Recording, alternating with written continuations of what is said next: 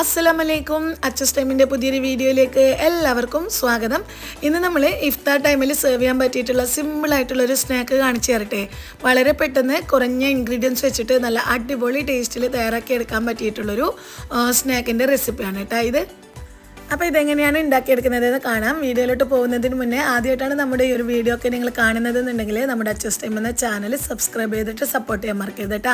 Easy ആയിട്ടുള്ള റെസിപ്പീസാണ് കൂടുതലായിട്ടും നമ്മുടെ ചാനലിലുള്ളത്. അപ്പോൾ നോമ്പിൻ്റെ സമയത്തൊക്കെ പെട്ടെന്ന് തയ്യാറാക്കി എടുക്കാൻ പറ്റിയിട്ടുള്ള ഈസി റെസിപ്പീസൊക്കെ വേണമെന്നുണ്ടെങ്കിൽ നമ്മുടെ ചാനലൊന്ന് ഫോളോ ചെയ്യാൻ മറക്കരുത്. അപ്പോൾ ഇതെങ്ങനെയാണ് ഉണ്ടാക്കുന്നതെന്ന് കാണാം. ഇത് ഉണ്ടാക്കിയെടുക്കാനായിട്ട് ആദ്യം തന്നെ ഇതിലേക്കായിട്ടുള്ള ഡോ ഒന്ന് തയ്യാറാക്കിയെടുക്കണം. അപ്പോൾ അതിനായിട്ട് ഒരു പാത്രത്തിലോട്ട് മൈദപ്പൊടി ഇട്ട് കൊടുക്കുന്നുണ്ട്. ഇതിലോട്ട് ആവശ്യത്തിനുള്ള ഉപ്പും കുറച്ച് വെള്ളവും ചേർത്തിട്ട് മൈദ നല്ലോണം കുഴച്ചിട്ട് ഡോ തയ്യാറാക്കിയെടുക്കുക. നമ്മൾ ഇറച്ചിപ്പത്തിലിനൊക്കെ ഉണ്ടാക്കിയെടുക്കുന്ന ആ ഒരു മാവുണ്ടല്ലോ, അതേപോലെ തന്നെ കുഴച്ചെടുത്താൽ മതിയേ. പിന്നെ ഇത് നമ്മൾ കുഴച്ചെടുക്കുന്ന സമയത്ത് ഒരു ഇത്തിരി ഓയിൽ കൂടി ചേർത്ത് കൊടുക്കുന്നുണ്ട്, നല്ല സോഫ്റ്റായിട്ട് കിട്ടാൻ വേണ്ടിയിട്ട്. നമ്മൾ ആദ്യം ഈ ഒരു മൈദ കുഴച്ച് വെച്ചിട്ട് നമ്മൾ ഇതിലേക്കുള്ള ഫില്ലിങ് തയ്യാറാക്കി എടുക്കുകയാണെന്നുണ്ടെങ്കിൽ ഈ ഒരു ഡോ നമ്മൾ ഉണ്ടാക്കിയെടുക്കുന്ന സമയത്ത് നല്ല സോഫ്റ്റായിട്ട് കിട്ടും കേട്ടോ. അപ്പോൾ ഇതാ ചപ്പാത്തിക്കൊക്കെ കുഴച്ചെടുക്കുന്നത് പോലെ തന്നെ കുഴച്ചാൽ മതി. അതിലും കുറച്ചൊരു ലൂസായിട്ട് വേണം ചെയ്തെടുക്കാൻ. അപ്പോൾ അതവിടെ റെസ്റ്റ് ചെയ്യാൻ വേണ്ടിയിട്ട് മാറ്റി വെക്കുന്ന സമയം കൊണ്ട് ഇതിലേക്ക് ഫില്ലിങ് ഉണ്ടാക്കിയെടുക്കുക. അതിനായിട്ട് വെളിച്ചെണ്ണയിലാണ് നമ്മളിപ്പോൾ ഫില്ലിങ് തയ്യാറാക്കിയെടുക്കുന്നത്. വെളിച്ചെണ്ണ ചൂടായാൽ അതിലോട്ട് ഇഞ്ചി, പച്ചമുളക്, കറിവേപ്പില ഇവ ചതച്ചിട്ട് ഇട്ട് കൊടുക്കുന്നുണ്ട്. എന്നിട്ട് ഇതിലേക്ക് ഒരു 2 മീഡിയം സൈസുള്ള സവാള കനം കുറച്ചിട്ട് കൊത്തി അരിഞ്ഞിട്ട് കൊടുക്കുന്നുണ്ട്. എന്നിട്ട് ആവശ്യത്തിന് ഉപ്പും ചേർത്തിട്ട് ഇത് നന്നായിട്ടൊന്നങ്ങ് വഴറ്റിയെടുക്കാം. സവാളയൊക്കെ വാടിയിട്ട് കളറൊക്കെ ഒന്നങ്ങ് ചേഞ്ചായി വരുന്ന സമയത്ത് ഇതിലോട്ട് പൊടികൾ ചേർത്ത് കൊടുക്കുക. പൊടികളായിട്ട് കുറച്ച് മഞ്ഞൾപ്പൊടി, കുരുമുളക് പൊടി, കുറച്ച് മുളകിൻ്റെ പൊടിയും പിന്നെ കുറച്ച് ചിക്കൻ മസാലയും. നമ്മൾ ചിക്കൻ്റെ ഫില്ലിംഗ് ആണ് ഇതിൽ വെച്ച് കൊടുക്കുന്നത്. അപ്പോൾ ചിക്കൻ മസാല ഇട്ട് കൊടുക്കുന്നുണ്ട്. എന്നിട്ട് ഇതെല്ലാം കൂടി നന്നായിട്ടൊന്നങ്ങ് മിക്സ് ചെയ്തിട്ട് ആ ഒരു പൊടികളുടെ പച്ചമണം മാറുന്നത് വരെ ഇതൊന്നങ്ങ് വഴറ്റി കൊടുക്കുക. പൊടികളുടെ പച്ചമണം ഒന്നങ്ങ് മാറി വരുന്ന സമയത്ത് ഇതിലോട്ട് നമ്മൾ ഒരിത്തിരി ചെറുകിയ തേങ്ങ ചേർത്ത് കൊടുക്കുന്നുണ്ട്. ആ ഒരു തേങ്ങ ഇതിൽ കിടന്നിട്ട് റോസ്റ്റായിട്ട് നമ്മുടെ ഫില്ലിങ് ഉണ്ടാക്കി എടുക്കുകയാണെന്നുണ്ടെങ്കിൽ നല്ല അടിപൊളി ടേസ്റ്റാണ് കേട്ടോ ഈ ഒരു ഫില്ലിങ് കഴിക്കാനായിട്ട്. അപ്പോൾ ഇതുവരെ ആരെങ്കിലും ഇതൊന്നും ട്രൈ ചെയ്തിട്ടില്ല എന്നുണ്ടെങ്കിൽ ഇങ്ങനെ ഒന്ന് ഉണ്ടാക്കി നോക്കിക്കോളേ. അപ്പോൾ ഒരു ഇത്തിരി മതിയാകും, ഒരുപാടൊന്നും വേണ്ട. കുറച്ച് ചെറുകിയ തേങ്ങ ചേർത്തിട്ട് അതൊന്നങ്ങ് നന്നായിട്ടൊന്നങ്ങ് വഴറ്റിയെടുക്കുക. എന്നിട്ട് ഇതിലേക്ക് ഉപ്പും മഞ്ഞൾപ്പൊടിയും കുരുമുളക് പൊടിയും ഇട്ടിട്ട് വേവിച്ചെടുത്തിട്ടുള്ള ചിക്കൻ, എല്ലൊന്നും ഇല്ലാതെ എടുത്തിട്ടുള്ള ചിക്കൻ നന്നായിട്ടൊന്നങ്ങ് ക്രഷ് ചെയ്തെടുക്കുക. നല്ലോണം ഒന്നങ്ങ് മിക്സിയിലിട്ടിട്ട് ക്രഷ് ചെയ്തെടുത്താൽ മതി കേട്ടോ. എന്നിട്ട് അത് ഇതിലോട്ട് ചേർത്ത് കൊടുക്കുക. ആവശ്യത്തിനുള്ള മല്ലിയിലയും ചേർത്തിട്ട് ഇതെല്ലാം കൂടി നല്ലോണം അങ്ങ് വഴറ്റിയെടുക്കുക. ഒരു 1-2 മിനിറ്റോളം ഇത് ഹൈ ഫ്ലെയിമിൽ വെച്ചിട്ട് ഒന്നങ്ങ് മിക്സാക്കി എടുത്താൽ നമ്മുടെ അടിപൊളി ടേസ്റ്റുള്ള മസാല ഫില്ലിങ് റെഡി ആയിട്ടുണ്ട്. ഇനി ഇത് ചൂടാറാനായിട്ട് മാറ്റി വെച്ചിട്ട് നമുക്ക് ബാക്കി എങ്ങനെയാണ് ഇത് തയ്യാറാക്കിയെടുക്കുന്നതെന്ന് കാണാം. അപ്പോൾ ഇതാ ഈ ഒരു സമയം കൊണ്ട് നമ്മുടെ മാവ് നന്നായിട്ട് സോഫ്റ്റായി വന്നിട്ടുണ്ട്. ഇനി ഓരോ മാവും നമ്മൾ ഇത് ചപ്പാത്തിയൊക്കെ പരത്തിയെടുക്കുന്നില്ലേ, അതേപോലെ തന്നെ പരത്തിയെടുക്കുക. ഒരുപാട് കട്ടിയിലായി പോവരുത്.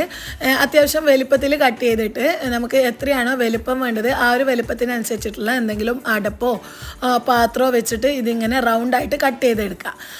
എന്നിട്ട് ഞാനിപ്പോൾ ഈ ഒരു വലുപ്പത്തിലാണ് എടുക്കുന്നത്. ഇതിപ്പം വലിയ പീസായിട്ട് എടുക്കുകയാണെന്നുണ്ടെങ്കിലായിരിക്കും നല്ലത്. നമുക്ക് ഒന്ന് കഴിച്ചാൽ മതിയല്ലോ നോമ്പ് തുറക്കുന്ന സമയത്ത്. അപ്പോൾ ചെറുതുണ്ടാക്കുന്നതിലും നല്ലത് ഇങ്ങനെ ഉണ്ടാക്കുന്നതായിരിക്കും. അപ്പോൾ ഇതാ ഒരു റൗണ്ടിലായിട്ട് ഇതുപോലെ കട്ട് ചെയ്തെടുത്തിട്ടുണ്ട്. ഇനി എന്താ ഇതിലേക്ക് നമ്മൾ ആ ഒരു ഫില്ലിങ് വെച്ച് കൊടുക്കുന്നുണ്ട്. എന്നിട്ട് കോണായിട്ട് ഇങ്ങനെ മടക്കി കൊടുക്കുക. നമ്മൾ കോഴിയടക്കൊക്കെ മടക്കിയെടുക്കുന്നില്ലേ ഹാഫ് മൂണിൻ്റെ ഷേപ്പിൽ, അതേപോലെ ഒന്നങ്ങ് മടക്കി കൊടുക്കുക. എന്നിട്ട് ഇത് നമുക്ക് പിരിച്ചിട്ട് വേണമെങ്കിൽ ചെയ്തെടുക്കുക. ഞാനിപ്പോൾ സിമ്പിളായിട്ട് ഉണ്ടാക്കിയെടുക്കുന്നത് കൊണ്ട് തന്നെ നമുക്കിത് പിരിക്കാൻ അറിയാത്തവരൊക്കെ ഉണ്ടെങ്കിൽ അവർക്കൊക്കെ ഇത് ബുദ്ധിമുട്ടായിരിക്കുമല്ലോ. പിന്നെ നോമ്പിൻ്റെ സമയത്തൊക്കെ ആണെന്നുണ്ടെങ്കിൽ ഇത് പിരിച്ചെടുക്കാനൊക്കെ കുറച്ച് ടൈം സ്പെൻഡ് ചെയ്യേണ്ടി വരും നമ്മൾ കിച്ചണിൽ. അപ്പോൾ അതിനൊന്നും നിൽക്കേണ്ട ആവശ്യമില്ല. ജസ്റ്റ് ഇത് 2 സൈഡും ഇതുപോലെ കൈവച്ചിട്ട് ഒന്നങ്ങ് ഒട്ടിച്ചു കൊടുത്തതിന് ശേഷം വിരൽ വെച്ചിട്ട് ഇതുപോലെ ഒന്നങ്ങ് പ്രസ് ചെയ്ത് കൊടുക്കുക. ഇത് മാത്രം മതി കേട്ടോ. നമുക്ക് പിരിച്ചെടുക്കേണ്ട ആ ഒരു ബുദ്ധിമുട്ടോ കാര്യങ്ങളോ ഒന്നും വരില്ല.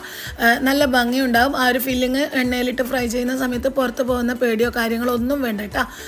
ഇതിൻ്റെ തുമ്പത്തായിട്ട് ജസ്റ്റ് വിരൽ വെച്ചിട്ട് ഒന്നങ്ങ് ഇതുപോലെ പ്രസ് ചെയ്ത് കൊടുത്താൽ നമുക്ക് ഈസി ആയിട്ട് ഇതങ്ങ് ഒട്ടിക്കിട്ടിക്കോളും. എല്ലാന്നുണ്ടെങ്കിൽ നമ്മുടെ ഫോർക്ക് ഉണ്ടല്ലോ, ഫോർക്ക് വെച്ചിട്ട് ഒന്നങ്ങ് പ്രസ് ചെയ്ത് കൊടുത്താൽ മതി. ഇങ്ങനെ ചെയ്തെടുക്കുന്ന സമയത്ത് നല്ല രസം ഉണ്ടാവും കേട്ടോ. ഇത് നമ്മൾ ഉണ്ടാക്കിയിട്ട് പ്ലേറ്റിലൊക്കെ വെച്ച് കൊടുക്കുന്ന സമയത്ത് ഫില്ലിങ് പുറത്ത് പോവോ കാര്യങ്ങളോ ഒന്നും ഉണ്ടാവുകയില്ല. പിരിച്ചെടുത്തിട്ടുള്ള ആ ഒരു ടൈം വേസ്റ്റ് ആക്കി എടുക്കേണ്ട ആവശ്യവും വരില്ല. അപ്പോൾ ഇതുപോലെ ബാക്കിയുള്ള മുഴുവനായിട്ടും ചെയ്തെടുക്കുന്നുണ്ട്. എന്നിട്ട് ഇത് നമുക്ക് ചൂടായ ഓയിലിട്ടിട്ട് ഫ്രൈ ചെയ്തെടുക്കാമെന്നേ ചെയ്യുന്നത്. അത്യാവശ്യം നല്ലോണം തന്നെ ഓയിൽ ചൂടാതിന് ശേഷം ഇട്ട് കൊടുക്കുക. എന്നിട്ട് ഹൈ ഫ്ലെയിമിൽ തന്നെ വെച്ച് കൊടുത്തിട്ട് നമ്മുടെ ഉള്ളിലത്തെ ഫില്ലിംഗ് ഒക്കെ കുക്കായതാണല്ലോ, ആ ഒരു പുറമേയുള്ള മൈദയുടെ ആ ഒരു സംഭവം മാത്രം ഒന്നങ്ങ് കുക്കായി കിട്ടിയാൽ മതി. അപ്പോൾ ഹൈ ഫ്ലെയിമിൽ തന്നെ വെച്ച് കൊടുത്തിട്ട് തിരിച്ചും മറിച്ചു വിട്ടിട്ട് പൊരിച്ചെടുക്കുകയാണെന്നുണ്ടെങ്കിൽ നമുക്ക് ഓയിൽ കുടിക്കുന്ന പ്രശ്നമോ കാര്യങ്ങളൊന്നും വരില്ല കേട്ടോ. അപ്പോൾ പെട്ടെന്ന് തന്നെ എണ്ണയിൽ നിന്ന് കോരി മാറ്റി എടുക്കുകയാണെന്നുണ്ടെങ്കിൽ നല്ല അടിപൊളി ടേസ്റ്റിലുള്ള ഈസി ആയിട്ടുള്ള സ്നാക്ക് നമുക്ക് നോമ്പ് തുറക്കുന്ന സമയത്ത് കഴിക്കാൻ വേണ്ടിയിട്ട് റെഡിയാക്കി എടുക്കാൻ പറ്റും. ഇതുപോലെ തന്നെ ഹാഫ് മൂൺ ഷേപ്പിൽ നമ്മൾ കോഴിയാട് ഉണ്ടാക്കി എടുക്കാറില്ലേ, അത് പക്ഷേ ഇത്ര വലുപ്പം ഉണ്ടാവില്ല, ചെറിയ ചെറിയ സൈസിൽ എരിവുള്ളതും മധുരമുള്ളതും ഉണ്ടാക്കാറുണ്ട്. മധുരമുള്ളത് നമ്മുടെ ഉന്നക്കായൻ്റെ ഉള്ളിലൊക്കെ വെക്കുന്ന ആ ഒരു തേങ്ങയുടെ ഫില്ലിങ് വെച്ചിട്ട് തയ്യാറാക്കി എടുക്കാറുണ്ട്. ഇത് നമുക്ക് അത്യാവശ്യം വലുപ്പത്തിൽ ഉണ്ടാക്കിയെടുക്കുന്നതായിരിക്കും നല്ലത്. പിന്നെ കോഴിയുടെ എന്ന സമയത്ത് ആ ഒരു സൈഡ് നന്നായിട്ട് പിരിച്ചിട്ടാണ് ഉണ്ടാവുക. ഇത് നമ്മൾ പിരിക്കൊന്നും ചെയ്യാതെ അത്യാവശ്യം വലുപ്പത്തിലാണ് ഉണ്ടാക്കിയെടുക്കുന്നത്. അത് മാത്രമല്ല ആ ഒരു ഉള്ളിൽ വെച്ചിട്ടുള്ള ഫില്ലിങ് ചിക്കനും തേങ്ങയൊക്കെ ഇട്ടിട്ടുള്ളതായതുകൊണ്ട് തന്നെ ഒരു വെറൈറ്റി ടേസ്റ്റാണ് കേട്ടോ ഇത് കഴിക്കാൻ. അപ്പോൾ ഇതാ ഒരു ബാച്ച് ഇവിടെ റെഡി ആയിട്ടുണ്ട്. ഇനി അടുത്തതും ഇതേപോലെ തന്നെ സെയിം ഓയിലിട്ടിട്ടൊന്നങ്ങ് ഫ്രൈ ചെയ്തെടുക്കാം. നമ്മളിത് എണ്ണ കുടിക്കാതെ ഇരിക്കാൻ വേണ്ടിയിട്ട് ഓയിൽ ഹൈ ഫ്ലെയിമിൽ തന്നെ വെച്ചിട്ട് നന്നായിട്ട് എണ്ണ ചൂടാതിന് ശേഷം തിരിച്ചും മറിച്ചു വിട്ടിട്ട് പെട്ടെന്ന് തന്നെ കോരി എടുക്കുകയാണെന്നുണ്ടെങ്കിൽ ഇതിലൊട്ടും എണ്ണയൊന്നും കുടിക്കില്ല കേട്ടോ. അപ്പോൾ ഇതാ അടുത്ത ബാച്ചും ഇതുപോലെ തന്നെ ഇട്ട് കൊടുത്തിട്ട് ഒന്നങ്ങ് പൊരിച്ചെടുക്കുന്നുണ്ട്. ഒരു ഗോൾഡൻ ബ്രൗൺ കളറാകുന്ന സമയത്ത് നമുക്കിത് എണ്ണയിൽ നിന്ന് കോരി മാറ്റാവുന്നതാണ്. എന്നിട്ട് ഇത് നമ്മൾ ചൂടോടുകൂടെ തന്നെ കഴിക്കുന്ന സമയത്തായിരിക്കും കറക്റ്റ് ടേസ്റ്റ് ഉണ്ടാവുക. നമ്മൾ ഇറച്ചിപ്പത്തിലൊക്കെ കഴിക്കുന്നുണ്ടല്ലോ, ആ ഒരു സാധനം പോലെ തന്നെയാണ് ഇതും കഴിക്കാൻ. അപ്പോൾ ചൂടോടുകൂടെ കഴിക്കുമ്പോഴായിരിക്കും നല്ലത്. അപ്പോൾ എങ്ങനെ ഈസി അല്ലേ ഉണ്ടാക്കിയെടുക്കാൻ. ആ ഒരു മാവ് കുഴക്കുകയും പരത്തുകയും ചെയ്യേണ്ട ആ ഒരു ടൈം മാത്രമേ വേണ്ടൂ. ബാക്കിയൊക്കെ നമുക്ക് സിമ്പിളായിട്ട് ഉണ്ടാക്കിയെടുക്കാൻ പറ്റിയിട്ടുള്ളൊരു റെസിപ്പിയാണ് ഇത്. നമ്മൾ ഈ ഒരു നോമ്പിന് കൂടുതലായിട്ടും ബേക്ക് ചെയ്തതും ഓയിൽ ഫ്രീ ആയിട്ടുള്ള സ്നാക്സൊക്കെ ആണല്ലോ ഉണ്ടാക്കിയിട്ടുണ്ടായിരുന്നത്. എത്രയൊക്കെ പറഞ്ഞാലും എത്ര അൺഹെൽത്തി ആണെന്നുണ്ടെങ്കിലും നമ്മളെ എണ്ണക്കടികൾക്ക് കൂടുതൽ ടേസ്റ്റാണല്ലോ കഴിക്കാൻ. അപ്പോൾ നല്ല പൂതിയൊക്കെ ഉള്ള സമയത്തൊക്കെ നമുക്ക് ഒരു പ്രാവശ്യമൊക്കെ ഉണ്ടാക്കി കഴിക്കാൻ പറ്റിയിട്ടുള്ള നല്ല ടേസ്റ്റുള്ളൊരു റെസിപ്പി തന്നെയാണ് ഇത്. നേരത്തെ പറഞ്ഞതുപോലെ നല്ല ഹൈ ഫ്ലെയിമിൽ വെച്ചിട്ട് ചൂടായ ഓയിലിട്ടിട്ട് പെട്ടെന്ന് ഫ്രൈ ചെയ്തെടുക്കുകയാണെന്നുണ്ടെങ്കിൽ നമുക്കിത് ഓയിൽ കുടിക്കുന്ന പ്രശ്നമോ കാര്യങ്ങളോ ഒന്നും വരില്ല കേട്ടോ. അപ്പോൾ എങ്ങനെ ഇനി വരുന്ന നോമ്പ് തുറക്ക് ഉറപ്പായിട്ടും ഇതൊന്ന് ഉണ്ടാക്കി നോക്കുക. നല്ല അടിപൊളി ടേസ്റ്റാണ് കഴിക്കാൻ. പിന്നെ കഴിക്കുന്ന സമയത്ത് നമ്മൾ പ്രത്യേകം ശ്രദ്ധിക്കുക, ചൂടോടുകൂടെ തന്നെ കഴിക്കുന്ന സമയത്തായിരിക്കും ആ ഒരു പുറം ഭാഗം നല്ല ക്രിസ്പി ആയിട്ട് കഴിക്കാൻ കൂടുതൽ ടേസ്റ്റ് ഉണ്ടാവുക.